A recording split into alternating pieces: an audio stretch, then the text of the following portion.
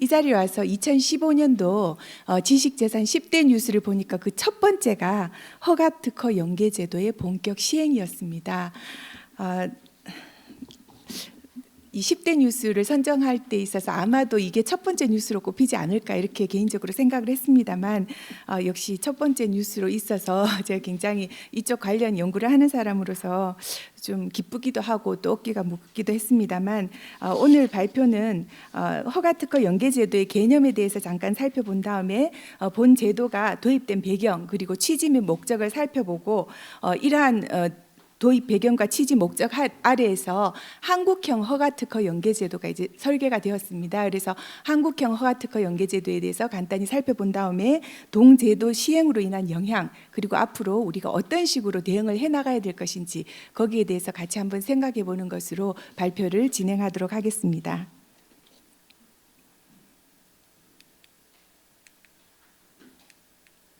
네, 허가특허 연계제도라는 것은 잘 알고 계시다시피 문자 그대로 허가제도하고 특허제도를 연계시켜서 운영하는 것을 말합니다. 본 제도가 도입되기 이전에는 기존에는 의약품에 대한 품목 허가는 식약처에서 했었고 그리고 특허 업무는 특허청에서 각각 관할하고 있었기 때문에 두 개의 업무는 개별적으로 별개의 관청에서 취급이 되었습니다. 그런데 허가특허 연계제도가 도입됨으로써 특허가 있는 의약품에 대해서 품목 허가 신청이 있으면 먼저 특허권자에게 이러한 사실을 통지하게 됩니다. 아울러 특허권자의 동의 또는 묵인 없는 제품 판매를 방지하기 위한 시판 승인 그 절차에서의 그런 조치를 취하도록 하는데 본 제도는 올해 3월 15일부터 본격적으로 완전하게 우리 제도로 들어왔지만 앞서 곽 박사님께서도 말씀해 주셨다시피 단계적으로 도입이 되었습니다. 그런데 이 본제도의 도입에 관해서는 우려하고 기대가 엇갈리는 것 같습니다. 우리나라 제약산업에 상당한 피해를 초래할 것이다. 아울러 의약품 가격이 상승하고 의료보험 재정 부담이 증가할 것이다. 이런 부정적인 견해가 있는 반면에 제네릭 시장 진입이 앞당겨지는 결과를 가져올 것이다라는 긍정적인 견해도 있습니다. 거기에 더해서 우리나라 제네릭 제약 기업이 이스라엘의 테바라든가 인도의 람박시 같은 글로벌 기업으로 성장할 수 있는 계기를 제공할 수 있을 것이다.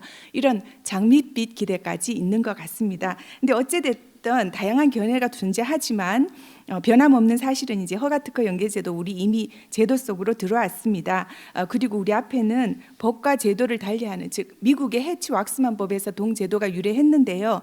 이런 허가특허 연계제도를 우리나라 산업 현실에 맞게 합리적으로 시행할 수 있는 방안을 마련하는 것이 아주 시급한 과제로 남아 있습니다. 물론 입법은 다 되었습니다. 하지만 이러한 입법을 어떤 식으로 우리가 합리적으로 운영해야 하는가 그런 또 과제는 남아 있는 것 같습니다. 그래서 허가특허 연계제도가 우리나라에 도입된 배경 그리고 해당 제도의 개요를 먼저 살펴본 다음에 우리나라 제약 환경에 맞게 어떤 식으로 정착할 수 있도록 하는 것이 바람직한가 한번 살펴보도록 하겠습니다. 먼저 도입 배경을 살펴보면 잘 아시다시피 허가특허 연계제도는 한미 FTA 이행 입법으로 우리나라에 새롭게 도입된 제도입니다. 최초 우리 정부의 안은 허가특허 연계제도를 도입하지 않거나 어쩔 수 없이 도입해야 한다면 통지 제도만을 도입하는 것이었다고 합니다. 하지만 미국 측 강력한 요청에 따라서 시판 방지를 위한 조치까지도 도입을 했는데요. 통지 부분은 2012년 3월 달에 한미 FTA 이행 입법으로 우리나라에 도입이 되었지만 시판 방지를 위한 조치 부분은 3년 유예를 받아서 올 3월 15일부터 시행이 되고 있습니다. 허가특허 연계제도가 추구하는 궁극적인 목적은 특허권자에게는 신약 개발에 대한 정당한 그리고 충분한 보상을 주고 특허 도전을 통해서 제네릭 도입을 앞당긴 자에게는 인센티브를 줌으로써 제네릭의 시장 진입을 촉진하는 것이라고 할 수 있습니다. 그래서 목적은 굉장히 이상적이지요. 우리보다 먼저 본 제도를 시행한 미국에서도 동제도 시행으로 말미암아 제네릭 시장 진입이 촉진되었다는 보고도 있습니다. 하지만 이런 좋은 면이 있으면 또 부작용도 나타나게 마련인데요. 미국에서도 제도 악용으로 인해서 문제점들이 나타나기 시작했고 이러한 문제점들을 개선하기 위해서 2003년에 법을 개정한 바가 있습니다. 미국에서 유래했지만 이제 이런 것들을 우리나라에 맞게 한국형 허가특허 연계제도를 설계를 했는데요.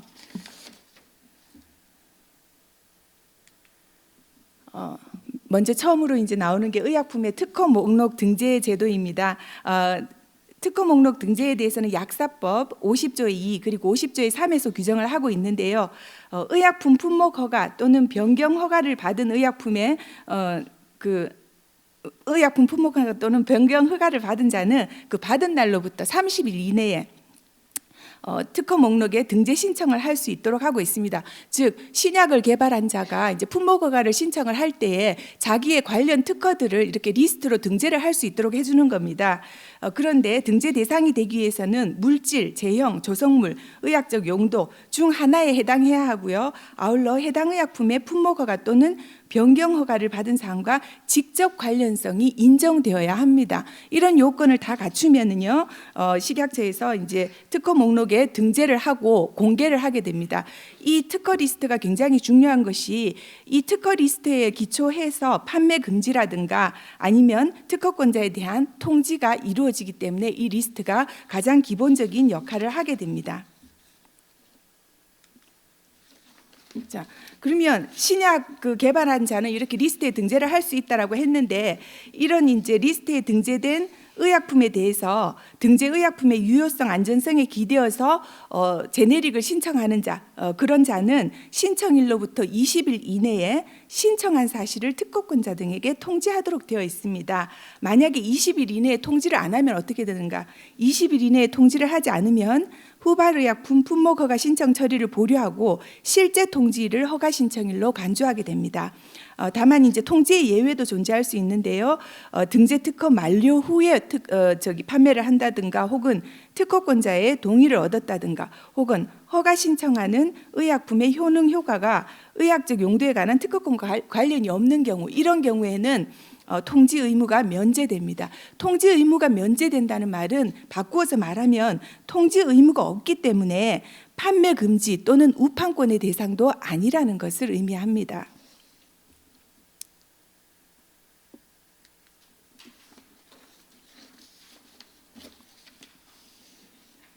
그 다음으로는 이제 판매 금지를 위한 조치입니다. 이 법이 이제 해치왁스만법에서 유래했다고 했는데요. 미국 해치왁스만법에는 패러그래프 4 안다 신청을 하게 되면 이제 그 신청에 대해서 30개월간 오토매틱 스테이가 일어납니다.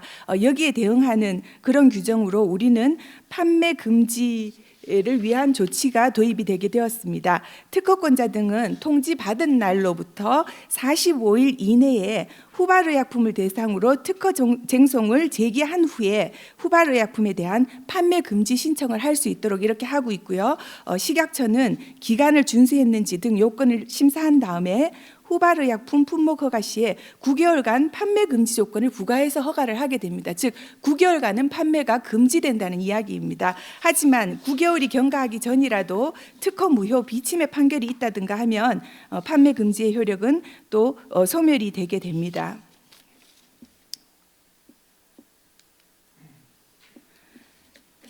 자, 그 다음으로 이제 우선 판매 품목 허가를 한번 살펴볼 필요가 있는데요. 사실 특허 도전에 성공한 제네릭에게 부여되는 이 소위 말해서 우판권, 이 우판권은 제도 설계 단계에서 가장 논란이 되었던 부분 중 하나입니다. 우판권을 과연 도입할 것인지, 도입하는 것이 우리 제약 현실에 맞는 것인지, 아니면 도입을 하지 않는 것이 좋을 것인지, 만약에 도입을 한다면 누구에게 우판권을 부여를 할 것인지, 그리고 우판권의 기간은 얼마로 할 것인지, 여기에 대해서 첨예하게 논란이 있었는데요. 결국은 9개월간의 우판권을 부여하는 것으로 제도가 설계되었습니다. 그래서 그 한국형 허가특허 연계제도 지금 이제 약사법에서 설계가 되어서 우리 올해 3월 15일부터 본격적으로 시행되고 있는 그 처리 절차도를 한번 살펴보면 먼저 신약을 개발한 자는 품목 허가를 신청하면서 그 특허 등재를 할 수가 있습니다. 이렇게 특허 등재가 되면, 즉 특허 목록집에 등재가 되고 공개가 되면 여기에 근거해서 이제 그 판매 금지 신청도 발생할 수 있게 되고 우판권도 발생을 하고, 아울러 후발의약품 신청자는 또 허가 신청 사실을 통지해야 되고, 그러한 모든 일들이 이루어집니다.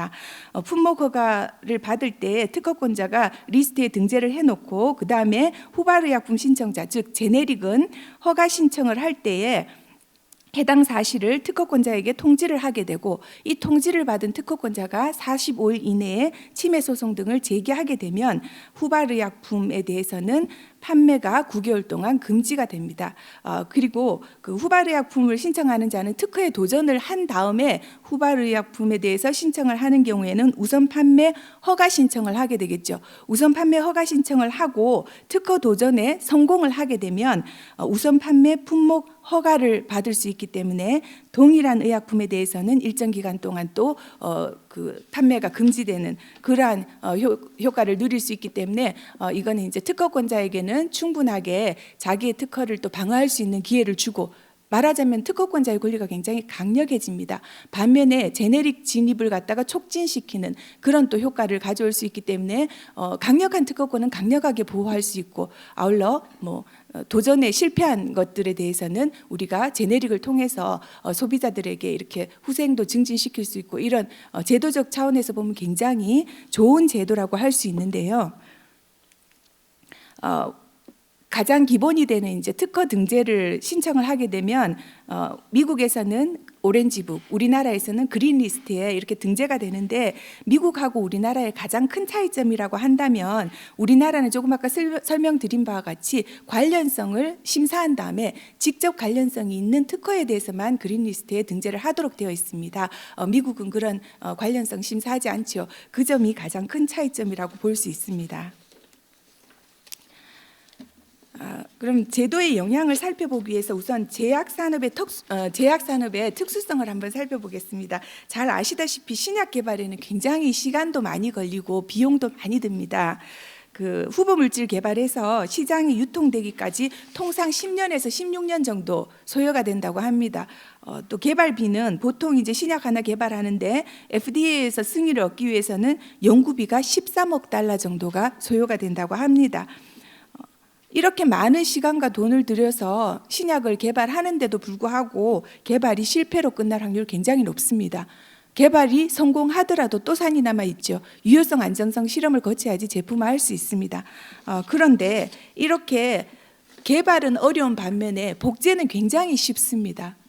그래서 일정 기간 동안 만약에 특허권에 의한 이윤 보장이 없다면 이 제약산업은 제대로 굴러갈 수가 없다. 그래서 제약산업이야말로 특허권에 의한 보호가 필수적이다라는 견해가 지배적입니다.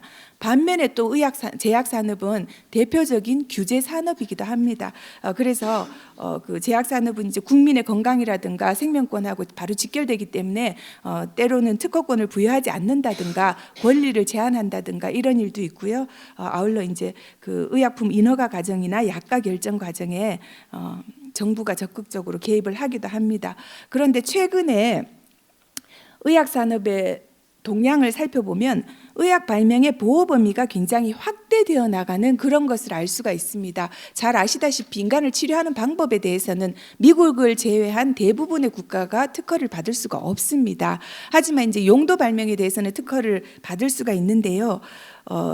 일본하고 유럽, 우리나라 같은 경우에는 치료 방법에 대해서는 특허를 받을 수가 없는데, 치료 방법적 요소를 지니는 이제 투여 용량, 투여 용법이 이제 최근에 문제가 됐습니다. 이런 투여 용량 용법도 과연 용도 발명의 한 구성 요소로서 특허로 보호할 수가 있는가 하는 것이 다투어졌는데요. 일본하고 유럽은 2008년, 2009년부터 강력하게 보호를 하기 시작했습니다. 우리나라에서는 보호받을 수 없다, 구성 요소가 아니다라는 게 대법원의 이제 주류를 이루는 판결이었는데, 올해 5월 달에 대법원 전원 합의체 판결이 있었죠. 그래서 대법원 전원 합의체 판결에 의해서 투여 용량 용법도 의학 용도 발명의 구성 요소가 될 수 있다라는 점이 명확해졌습니다.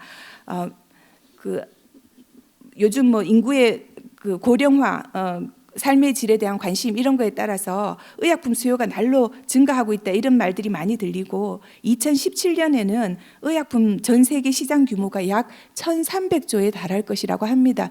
이런 상황에서 미국이라든가 일본, 유럽은 굉장히 그 의학 발명의 보호 수위를 높여서 자국 경쟁력을 강화시키겠다, 이런 전략을 쓰고 있는 것 같습니다.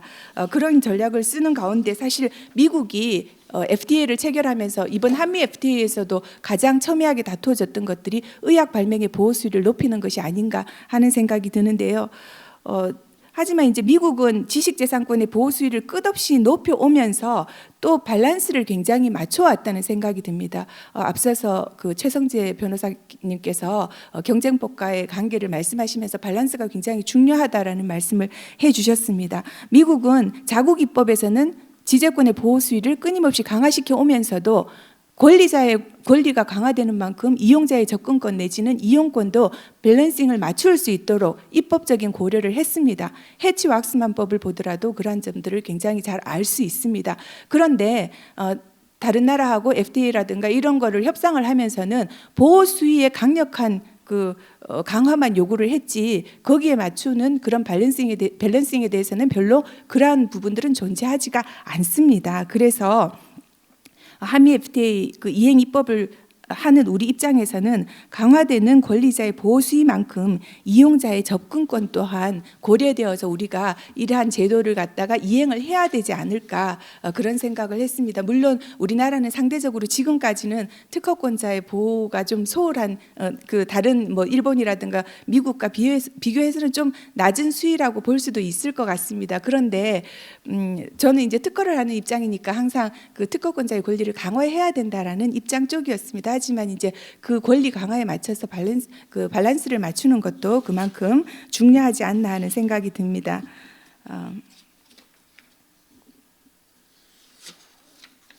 그래서 그와 같은 관점에서 이제 우판권을 한번 살펴보도록 하겠습니다.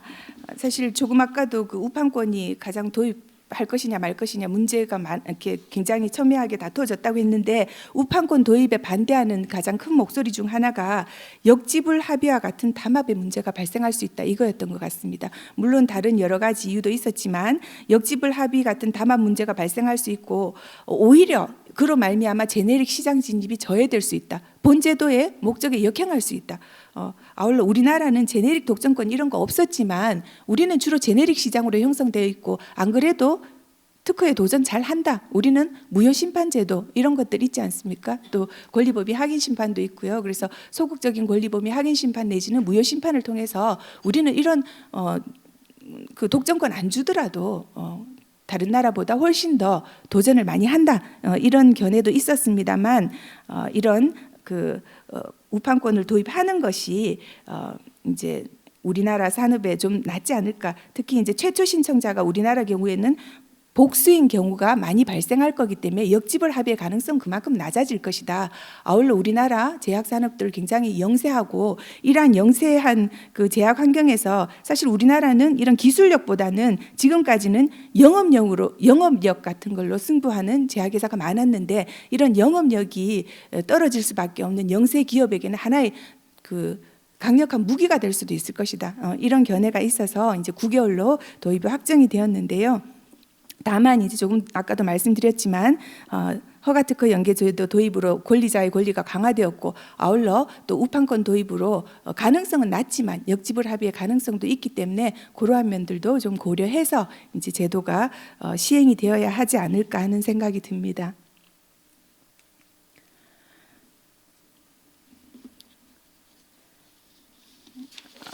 특허권자가 판매 금지 조치를 한 다음에 특허가 무효 또는 비침해로 판명될 경우에 특허권자의 시장 진입 방해 책임을 갖다 어떤 식으로 물을 수 있을 것인지 거기에 대해서 이제 또 생각을 해볼 필요가 있는 것 같은데요. 사실 우리나라에서 이제 후발 의약품 진입 지연에 대한 책임이라고 하면 크게 두 가지로 생각해 볼 수 있을 것 같은데 하나는 불법행위 책임, 또 하나는 부당이득 환수 방안 이렇게 생각해 볼 수 있을 것 같은데 불법행위에 기한 손해배상 책임과 관련해서는 가압류나 가처분 등 이제 보전 처분 집행 후에 채권자가 본안 소송에서 패소 확정되었다면 채무자가 입은 손해에 대하여는 특별한 반증이 없는 한 채권자에게 고의 또는 과실이 있다고 추정된다라고 하는 것이 대법원의 견해입니다. 하지만 이거는 특허 사건이 아니라 일반 민사 가처분에 관한 판례입니다. 그래서 이거를 그대로 이제 특허 사건에 대입시키기는 조금 무리가 있을 것 같고요. 특허권 같은 경우에는 유무효 혹은 권리 범위 이런 것들이 상당히 전문적인 기술의 이해를 요하고 있고, 아울러 무효 사유가 있는 특허라도 무효 심판에 의해서 소급적으로 소멸하기 전에는 일단 유효한 특허로 존재한다는 점 등을 고려해 보면 해당 논리를 그대로 도입을 해서 불법 행위에 따른 손해배상을 책임을 묻기는 조금 어렵지 않을까, 그런 생각이 듭니다. 다만 이제 부당이득 같은 경우에는 손해배상과 달리 고의나 과실을 요건으로 하지 않고 우리나라는 전국민 의료보험제도라는 굉장히 특수하고도 좀 좋은 제도가 있습니다. 그래서 이러한 전 국민 의료보험 제도를 활용해서 제네릭이 특허 도전에 성공한 경우에 오리지널이 시판 방지 기간 동안 거둔 부당이득을 해당 기간 동안에 구매한 소비자에게 비례해서 환급하는 방안을 한번 고려해 볼 수는 있을 것 같습니다. 그와 관련해서 건강보험법 개정안이 발의되기도 했었습니다. 통과되지는 못했습니다. 그 아울러 이제 특허 도전자의 그러면 책임도 물을 수 있지 않을까. 후발의약품 진입에 대해서 오리지널에게 책임을 묻는 것과 마찬가지로, 그러니까 후발의약품 진입을 지연시킨 데 대해서는 이제 특허권자에게 오리지널에게 책임을 묻는 것과 마찬가지로 특허 도전에 대한 책임도 물어야 한다, 이런 견해도 있을 수 있을 것 같습니다. 하지만 이제 국내사의 적극적인 특허 도전을 유도하기 위해서는 그 후에 이런 그 반대의 그 판결이 있더라도 제네릭의 손해배상 책임을 묻기보다는 이런 건 좀 제한하는 것이 본 제도의 취지에 보다 합당하지 않을까, 그런 생각도 듭니다. 제가 이제 그 한국형 허가특허 연계제도에 대해서 간단하게 설명을 드렸는데요. 이 자리에 계신 분들은 대부분 이제 지재 전문가들이시니까 본 제도에 대해서 크게 어렵지 않게 이해를 하셨을 것 같습니다. 이 자리에서 이해하신 게 아니라 원래 잘 알고 계실 것 같은데요. 하지만 제가 이렇게 보면서 저 자신도 스스로 굉장히 복잡하다는 생각을 많이 했습니다. 처음으로 제가 해치 왁스만법을 이제 공부를 했던 건 한 2007년 정도였던 것 같은데요. 2007년 정도에 공부를 하면서 굉장히 어렵다는 생각을 많이 했었고, 그 다음에 이제 그 실제로 미국에서 해치 왁스만법을 활용해서 이제 판단을 내리시는 판사님들을 만나보면 그 판사님들조차 해치 왁스만법은 너무 어렵다, 이런 말씀을 하세요. 근데 처음부터 이 법이 그렇게 어려웠냐 하면 처음에는 굉장히 심플하게 설계가 되었다고 합니다. 하지만 제도 시행 과정에 이제 문제점들을 해결하기 위해서 자꾸 개정을 거듭하다 보니까 좀 복잡하게 되었는데요. 우리는 사실 한국형 허가특허 연계제도를 도입을 할 때, 설계를 할 때에 이런 미국이 그동안 거친 시행착오를 모두 감안을 했습니다. 거기에 더해서 우리나라 산업 현실을 고려하고 아울러 우리의 특유의 제도인 무효심판제도, 특허심판제도, 이러한 것들도 고려해서 아주 정교하게 법을 설계를 하다 보니까 아주 정교하고 훌륭한 입법이긴 합니다. 하지만 지나치게 복잡합니다. 이것들이 앞으로 어떤 식으로 이제 시행이 되어 나갈지 그것들이 이제 관건인 것 같은데요. 그래서 이제 이런 것들을 보면서 과연 중소기업체들이, 우리 사실 이 가장 당사자들은 영세한 제약기업이 가장 현실적인 당사자라고 할 수 있는데, 이러한 기업에서 과연 이 제도를 제대로 잘 이해를 하고 활용을 할 수 있을까? 이제 그런 의문들이 좀 있는 것 같습니다. 그래서 무엇보다도 이 본 제도의 원활한 정착을 위해서는 제도의 홍보, 그리고 관련 종사자들에 대해서 전문적인 교육을 시행하는 것이 굉장히 중요하다는 생각이 듭니다. 본 제도 시행이 제약업계에 미칠 영향에 대해서는 다국적 제약회사의 특허권만을 더욱 강력하게 해줄 뿐이다, 이런 견해가 있는 반면에 특허 전략과 허가 전략을 잘 활용하는 국내 회사의 제네릭 사업 경쟁력을 높여줄 것이다, 이런 견해도 있는 것 같습니다. 근데 조금 아까도 말씀드렸다시피 우리나라 제약기업들 너무나 영세합니다. 그래서 이 혼자 힘으로는 참 미약한 것 같습니다. 하지만 이렇게 혼자 힘으로는 미약하지만 함께 협력하면 또 힘이 좀 강해질 수 있을 것 같은 생각이 드는데요. 특히 우리나라는 업체 수의 제한 없이 공동 생동을 할 수 있습니다. 따라서 이제 그 제약업체 상호 간의 퍼스트 제네릭 특허 전략을 좀 공유할 그런 가능성도 있는데요. 사실 아까 제약 산업이 날로 성장을 하고 있고 뭐 이렇게 말씀을 드렸습니다만 그 중에서 우리나라가 차지하는 파이가 얼만큼인가 봤더니 우리나라 제약 산업이 차지하는 파이가 2%밖에 안 됐습니다. 이런 국내 시장 2% 파이만 보고는 뭔가 글로벌 제약 기업으로 성장할래도 할 수 없는 그런 한계가 있습니다. 그래서 이제는 국내 시장에 머물지 않고 해외 시장을 개척해야 되는데 이런 그 허가특허 연계제도의 도입을 우리가 글로벌 시장 진출을 모색하는 그런 기회로 삼을 수 있지 않을까. 너무 장밋빛 견해라는 그런 지적도 있을 수 있을 것 같습니다만 사실 우리 최승재 교수님께서도 말씀해 주셨다시피 경쟁법이라든가 지재권 관련 그런 판례들을 보면 우리나라의 판결들이 법리가 거의 미국이라든가 다 거의 일치합니다. 그렇기 때문에 이러한 우리나라에서의 경험을 토대로 퍼스트 제네릭 개발 검토 시에 국내 시장뿐만이 아니라 외국 시장, 특히 이제 허가특허 연계제도를 우리보다 앞서 시행하고 있는 미국 시장 진출과의 연계 가능성 이런 것들을 한번 생각해 볼 필요가 있는데 이런 것들을 하기 위해서는 혼자의 힘으로는 부족하고 아무래도 연대 및 협력이 필요할 것 같은데 이 연대 및 협력에는 제약회사 내부 간의 협력도 필요하지만 제약회사 간의 협력도 필요할 것이고 아울러 정부의 그런 적극적인 지원도 굉장히 필요할 것 같습니다. 그래서 정부의 노력, 업계의 노력, 정부의 역할 이런 것들이 다 합쳐졌을 때 우리에게 어쩌면 위기라고 알려져 있던 허가특허 연계제도가 우리 제약 기업들이 해외로 진출하는 그런 하나의 이제 좋은 또 계기가 될 수도 있지 않을까 그런 생각을 하면서 제 발표를 마치도록 하겠습니다.